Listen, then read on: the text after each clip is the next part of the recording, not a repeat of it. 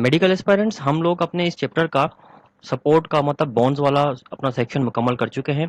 आपके entry test में जो जो आपके सपोर्ट के सेक्शन से या बोन्स वाले सेक्शन से टॉपिक थे वो हमने सब कंप्लीट कर लिए। अब हम जो अपना सेकंड सेक्शन इस चैप्टर का स्टार्ट करेंगे वो है मसल्स का। हम लोग मसल्स के बारे में पढ़ेंगे और मसल्स के बारे में जितने भी टॉपिक है उन टॉपिक्स में हम जितने भी एंट्री टेस्ट में एमसीक्यूज आ चुके हैं साथ साथ वो भी डिस्कस करते जाएंगे। स्टूडेंट, सबसे पहली बात तो है कि मसल्स का नाम आप मोस्ट कॉमनली सुनते आए हैं बायोलॉजी के अंदर, और खासतौर पर इंटर की बायोलॉजी में तो बहुत ज़्यादा इसका जिक्र है। तो मसल्स एक्चुअली होते क्या हैं? असल में मसल जो है ये ग्रुप ऑफ टिश्यू है। मसल किसे हम कहते हैं?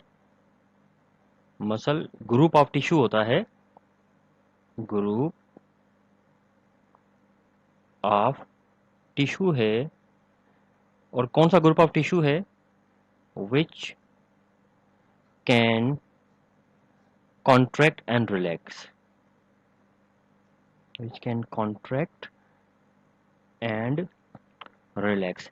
इसका मतलब है कि मसल्स के अंदर ये वो एबिलिटी है कॉन्ट्रैक्शन रिलैक्सेशन की, और ये एबिलिटी और किसी भी टिश्यू में नहीं होगी। अब हम आमतौर पे मसल्स के लिए जो एक टर्म यूज करते हैं मसल बंडल, वो एक्चुअली वो इस टिश्यू के ग्रुप के लिए इस्तेमाल की जाती है। तो डिटेल से पढ़ेंगे कि ये क्या चीज होती है। ये जो टर्म है मसल्स की टर्म को ड्राइव किया गया है मस्क्यूलस से। ये टर्म ड्राइव की गई है मस्क्यूलस से, ग्रीक लेटर, ग्रीक ओरिजिन का ये एक वर्ड है मस्कुलस, और इसका मतलब होता है रैट्स, चूहा। ठीक है, और अगर आपको रैट का साइंटिफिक नाम याद हो तो वो भी यही है, मस्क्यूलस। ठीक है, मस्कुलस कहते हैं उसको, चूहे को। तो ये नाम जो है ना वहां से ड्राइव किया गया है। इसकी मोस्ट प्रोबेबल जो इसकी एक्सप्लेनेशन है कि ये नाम क्यों रखा गया, कि जिस तरीके से फर्ज करें कि एक चूहा किसी चादर के नीचे से होता है और वो मूव करता है, जिस तरीके से हमारे मसल भी हमारे स्किन के में इसी तरीके से ही मूव करते हैं। अच्छा, अब ये जो मसल्स हमारी बॉडी के अंदर पाए जाते हैं, इन मसल्स का हमारी बॉडी में ऐसा क्या काम है? हमने पढ़ा कि मसल जो है ना हमारे कॉन्ट्रैक्ट और रिलैक्स कर सकते हैं, और इस कॉन्ट्रैक्शन और रिलैक्सेशन की वजह से ये हमारे स्केलेटन के ऊपर पुलिंग फोर्स जनरेट करते हैं। हमारे स्केलेटन के ऊपर जो है ना ये फोर्स एक्सर्ट करते हैं, फोर्स एक्सर्ट करते हैं, जिसकी वजह से हमारे स्केलेटन में मूवमेंट स्टार्ट हो जाती है। अब इसकी एग्जांपल से हम समझने की कोशिश करते हैं। मिसाल के तौर पर जिस तरीके से हम लोगों ने ये एग्जांपल पहले भी ली थी कि एक हैंड पंप होता है, उस हैंड पंप को मूव कराने के लिए आपको उसके ऊपर फोर्स लगानी पड़ती है, तो वो फोर्स लगती है तो वो उसका हैंडल मूव करता है, लीवर, और फिर वर्क डन होता है। इसी तरीके से हमारे जो मसल्स होते हैं ये हमारे स्केलेटन मतलब बोन्स भी हमारी लीवर के तौर पर ही एक्ट करती हैं, और ये इसके ऊपर पुलिंग फोर्स या जो भी फोर्स एक्सर्ट करते हैं कॉन्ट्रैक्शन के साथ, तो उसकी वजह से हमारे जो स्केलेटन है इसमें मूवमेंट होती है, और इस मूवमेंट की वजह से हम लोग डिफरेंट टाइप के अपने बॉडी के पार्ट्स को हिला सकते हैं, इवन लोकोमोट भी कर सकते हैं, मतलब एक जगह से दूसरी जगह अपनी लोकेशन भी चेंज कर सकते हैं। तो इस सारा का सारा काम जो है ना ये इन मसल्स का ही होता है। अच्छा, हमारे जो मसल्स हैं हमारी बॉडी के अंदर जितने भी मसल्स पाए जाते हैं, ये मसल बॉडी के अंदर हर किस्म की मूवमेंट को फैसिलिटेट कर रहे हैं। ठीक है, ये क्या कर रहे हैं?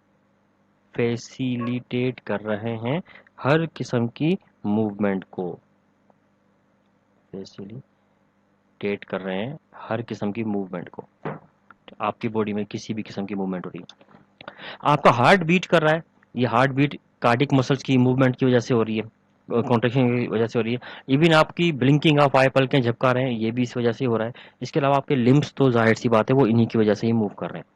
हमारे बॉडी में टोटल जो मसल्स हैं वो 650 डिफरेंट टाइप के मसल्स पाए जाते हैं। मसल्स की 650 डिफरेंट टाइप्स हैं। 650 डिफरेंट टाइप के मसल जो हमारी बॉडी में पाए जाते हैं उन मसल्स को 3 कैटेगरी में डिवाइड किया गया है। जैसे कि मिसाल के तौर पे पहली कैटेगरी है स्मूथ स्केलेटल मसल्स की। ये स्केलेटल मसल्स हैं, आपके सामने बने हुए स्केलेटल मसल्स हैं। ठीक है, ये जो स्केलेटल मसल्स हैं ये इनके बारे में अभी थोड़ी में डिटेल पढ़ते हैं कि देखते हैं कि स्केलेटल मसल्स क्या होते हैं। इसके अलावा नेक्स्ट जो मसल्स की हमारे पास कैटेगरी है वो है कार्डियक मसल्स,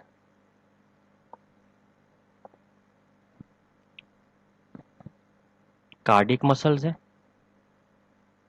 ठीक है। और तीसरी जो मसल्स की हमारे पास कैटेगरी है वो है स्मूथ मसल्स।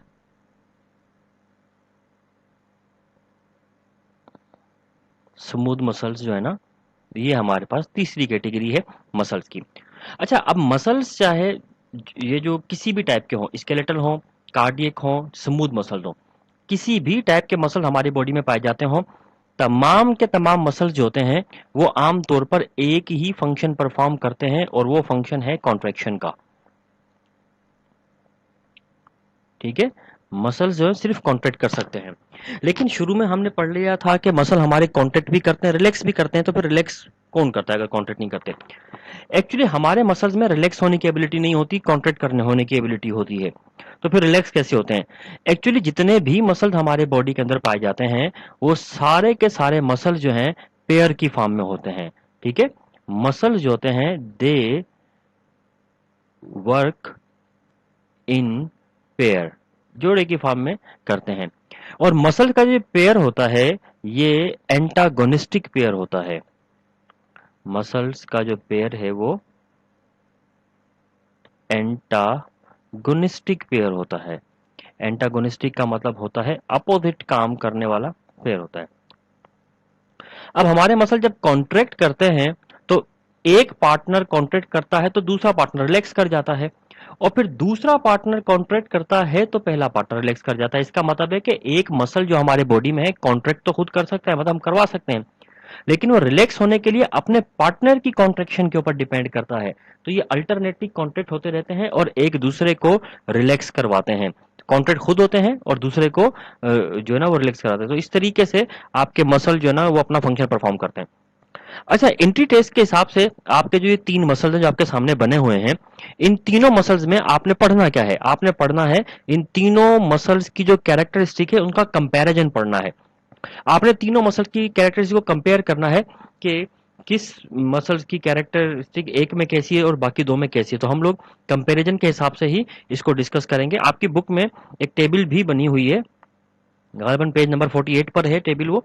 तो वो कंपैरिजन ही किया गया है मसल की कैरेक्टरिस्टिक्स को। तो हम लोग कंपैरिजन करके पढ़ेंगे और देखते हैं कि मसल के कंपैरिजन में क्या क्या कैरेक्टर्स आते हैं।